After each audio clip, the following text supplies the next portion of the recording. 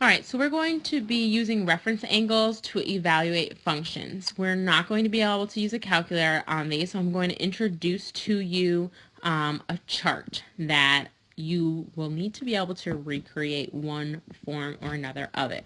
So we'll get to that in a second. Let's go ahead and get you the steps to success. Number one, the first thing you're going to do is sketch the angle.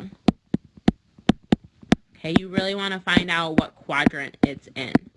Step number two is going to be find the reference angle. That's what we just spent a bunch of time looking at. Then you're going to want to write your ordered pair, and you're going to get your ordered pair from the chart.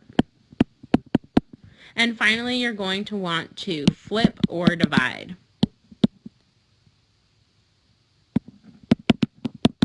Okay, so flip is going to be if you have a cosecant, a secant, or a cotangent, and a divide is going to be when you have tangent or cotangent. Now, you're not going to have to divide all the time because you're going to have this chart that's going to give you your tangent right there.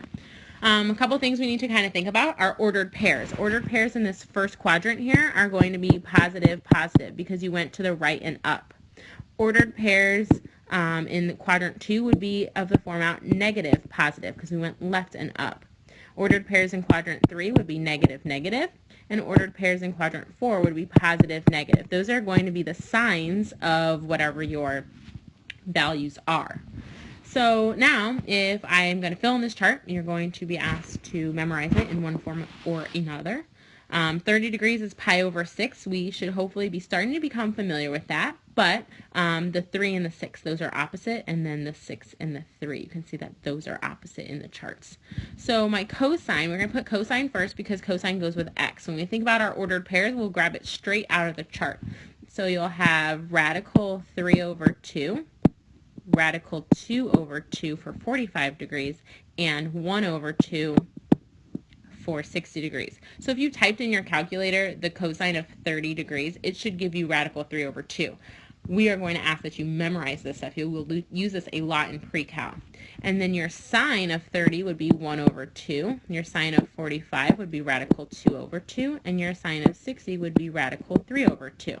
So you can see kind of in your chart, all of the denominators of all of these fractions here are over 2. And then all of the numerators, you can really think of them as radicals because radical 1 is just going to be 1. But you can see 3, 2, 1, 1, 2, 3. That's kind of the pattern. You'll be needing to recreate it.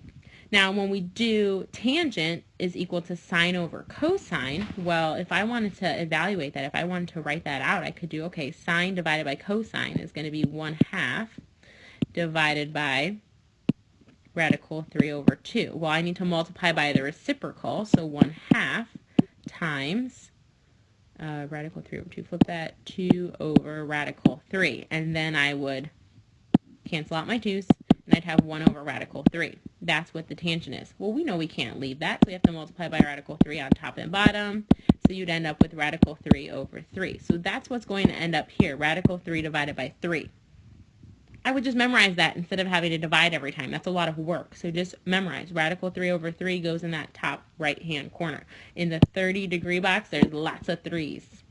And then 45 degrees, radical 2 over 2 divided by radical 2 over 2, same thing, top and bottom. That's going to simplify down to 1.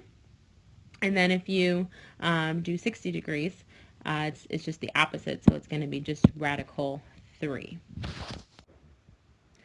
Okay, so what the heck did I just draw here? This is the first quadrant of the unit circle. So what the unit circle is a circle with a radius 1.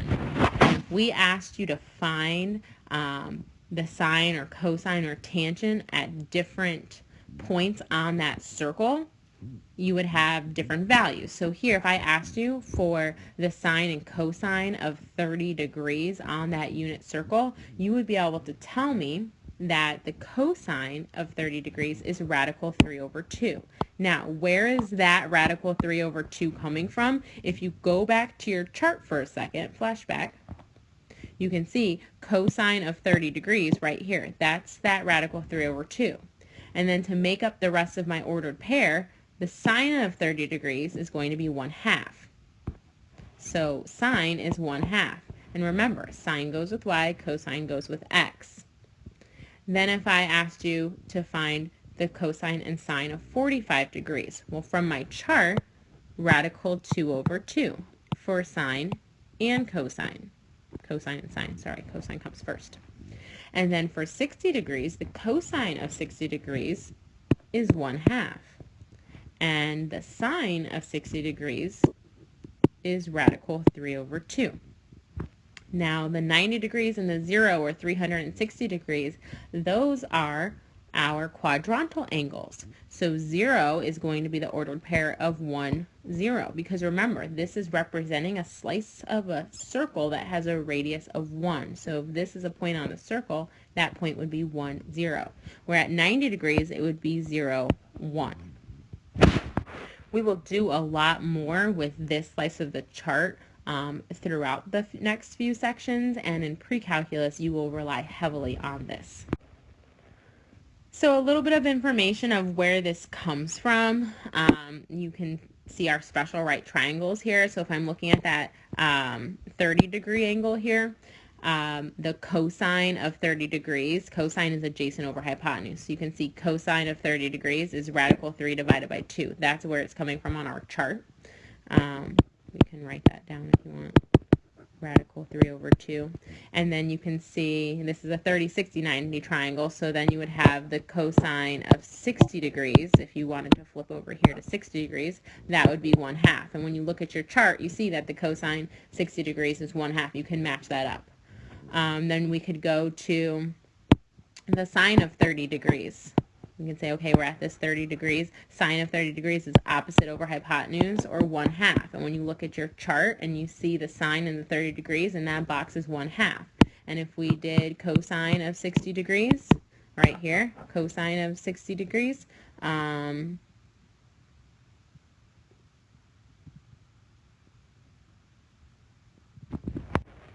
was confused because we already did that. We want to do the cosine. We want to do the sine. Yikes, here we go. We want to do the sine of 60 degrees. There we go. Okay, so the sine of 60 degrees is going to be opposite over hypotenuse, which is going to be radical 3 over 2. And when you look at your chart, you can see sine of 60, match them up, radical 3 over 2. So that's where it's all coming from. Gear up. We're ready to go now.